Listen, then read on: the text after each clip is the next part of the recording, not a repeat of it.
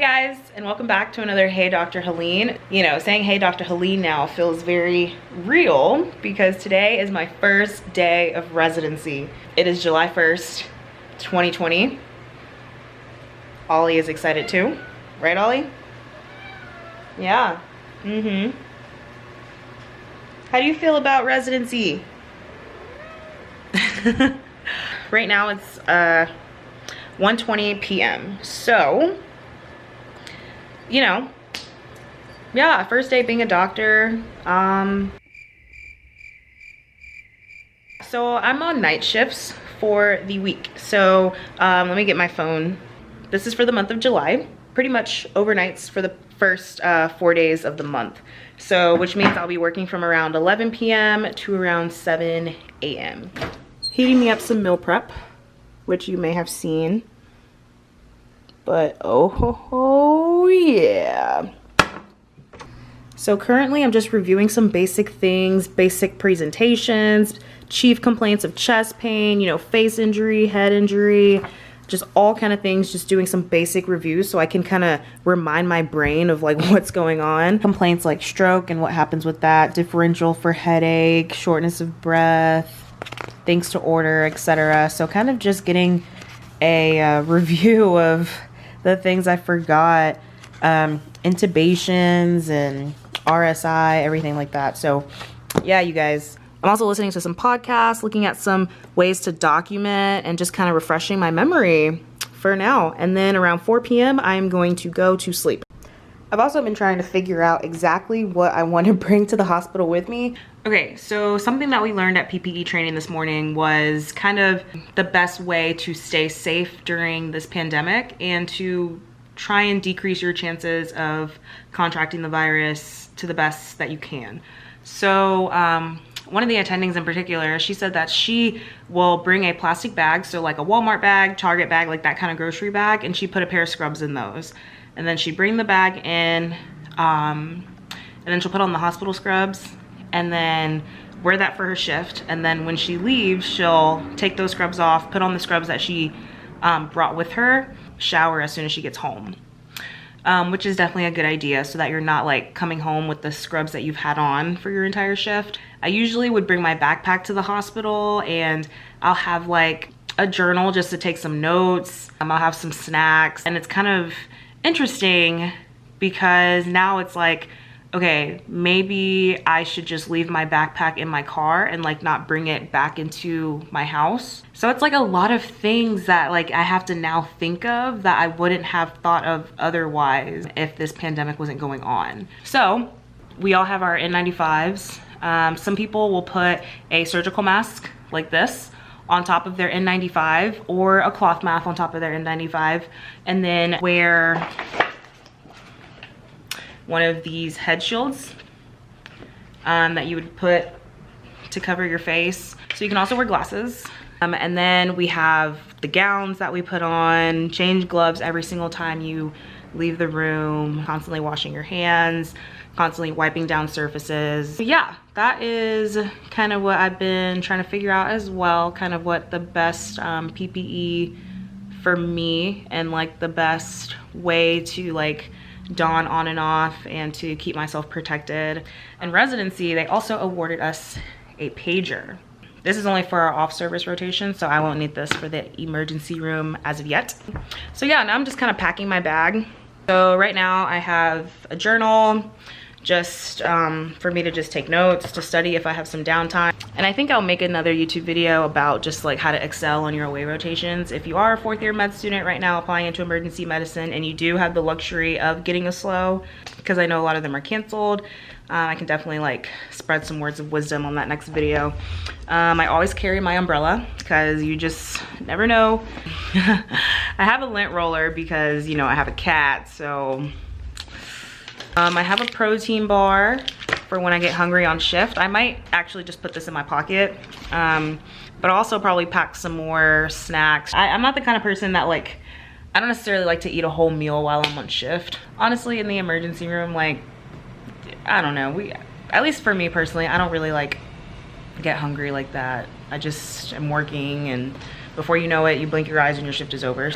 Have my stethoscope Honestly, you guys, I almost forgot that like this existed because it has been so long. I think the last time I used my stethoscope, so if we're in July, I think I used this in October. So I had to go searching for it. I didn't even know where it was. I have a pen light. So these are the ones that have the pupil sizes to kind of help you. I have my happy-go-lucky trauma shears. These are the ones I also use during my away rotation. They're small, fit right in your pocket, but they work wonders. And this little book here, it's a chief complaint book, a fantastic resource that was provided through EMRA, the Emergency Medicine Residency Association. But yeah, that's basically what I bring in my bag. This is a very interesting time, right? Like, so many different changes that I wouldn't have thought to do before that now I have to like think in advance of doing. It's really wild. So my thoughts.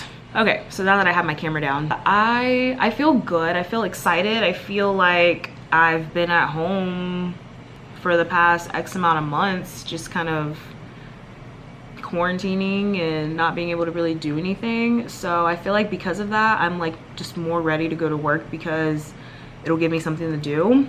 You know, we're all still pretty bummed about like not having been able to really have the 4th year that 4th year med students are supposed to have in regards to like traveling and doing all these fun things for the last time of your life, because we'll never have another time where we'll just have a bunch of free time. But you know, it's in the past, can't do anything about it, just gonna have to let it go.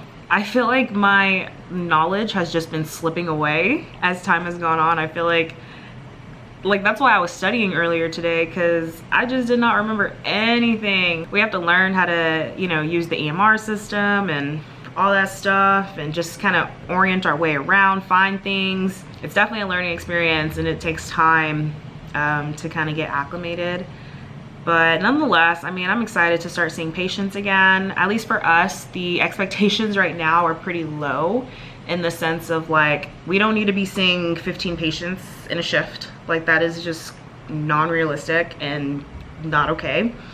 But definitely just spend time learning the EMR system, setting up our smart phrases, setting up our templates for different notes that we have to write. That kind of thing is what is kind of this month is for. So, you know, this is kind of our orientation month into residency. So kind of taking it slow and just learning the ropes, you know, meeting people, introducing ourselves to the nurses and the techs and everyone that's kind of involved in patient care and just in the hospital in general, learning where things are, knowing where to park, finding the bathroom, you know, that kind of thing. It's like you're literally starting fresh. And starting during a pandemic, I mean, being weary of how you interact with patients that may have COVID and just all, like everything, you just kind of have to like double check yourself. And it's so interesting because this is just not what I've been doing since med school. Like, just go in the room, you introduce yourself to the patient, you say hello, you listen to them, you're sitting up close to them, you're touching them, making them feel at ease. And now it's kind of like, okay,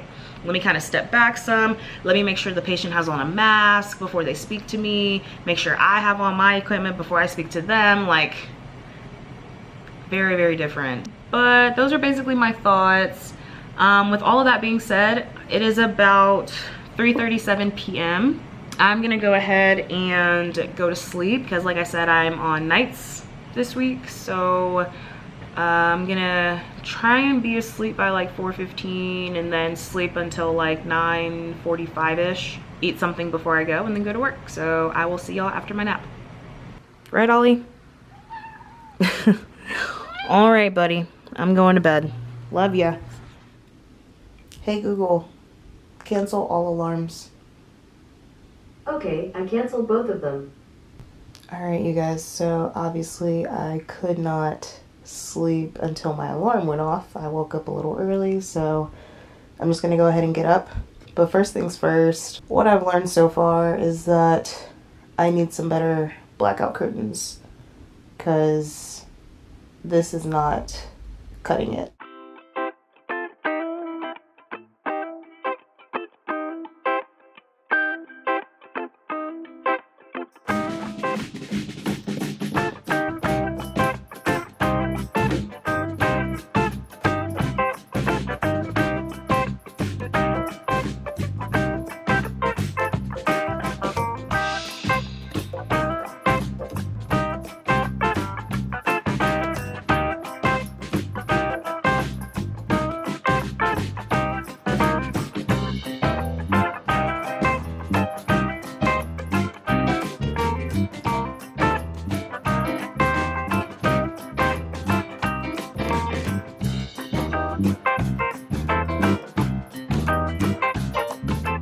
All right, you guys, so it is around 10 o'clock right now and I'm awake, ready to go. I didn't sleep as long as I wanted to, but that's okay.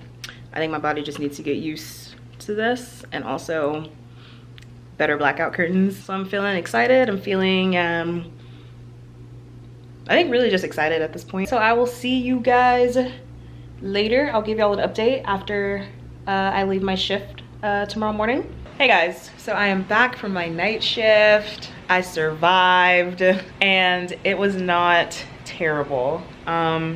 So I guess some reflections after my first shift are probably, I definitely know that I have gaps in my knowledge. It really dawned on me how long I have really been out of the hospital and in a patient care setting. You know, it's like your knowledge just doesn't click as fast as it used to, and that's kind of like where I'm at. Third thing I learned was that I'm an actual doctor, and nurses, when they have questions about my patient or about a certain order that I put in, or, you know, hey doc, do you want me to give another nitro, or do you want to hold on? Like, and they're coming to me, like they're literally looking at me. So it's just really crazy. Right now it's about 9 o'clock and I'm just gonna like do some light studying just over the things that my patients had today, just to like refresh my memory, boost my memory, kind of join the gaps back together, and just kind of take a, you know, little deeper dive. You know, reviewing the pathophysiology behind it is basically what I'm gonna do. Anyways, I'm just cooking breakfast now. I'm gonna go get my car serviced and then just, you know, study and finish up some stuff that I need to do, and then we're gonna do it all over again tomorrow. Something else I learned, I also have great attendings at my program, which I'm super thankful for as well, who are willing to teach, be patient, help us learn. It's great. So those are kind of my initial thoughts. Yeah, it's pretty crazy how I got here. You know, 4 years of undergrad, 4 years of med school, and here we are in residency. It's wild. But nonetheless, I definitely feel as though I made the right choice in the residency program that I am in. These are my people. Now I just need to kind of figure out how I'm gonna study during residency. I think that's kind of like my question in general. Just, you know, how do you really study for emergency medicine, you know? This is not a regular subspecialty where, you know, you may be on like a certain subspecialty rotation. So then it's like, oh, okay, that's what I'll study on this month. But you know, the emergency room, it's like you go from one room with someone who can have a hypertensive emergency to the next room for someone who can be crashing, to the next room with someone with foot pain, to the next room, someone with COVID, to the next, like, it's just all over the place because anything can come through these doors. So just trying to like find the balance between like how to study for this kind of environment is going to be a little tricky, but you know, it just comes with time. Like I feel like with emergency medicine, it just comes with experience. But I feel like in residency in general, it just comes with experience. Just the more that you do things, the more that you read up on it, you know, in time, you just kind of grow into that role and it just starts to click. So yeah, that's all for now. But thank you guys so much for watching this video. Please give it a thumbs up, comment below, and as always, don't forget to click that subscribe button. I will see you guys in my next video.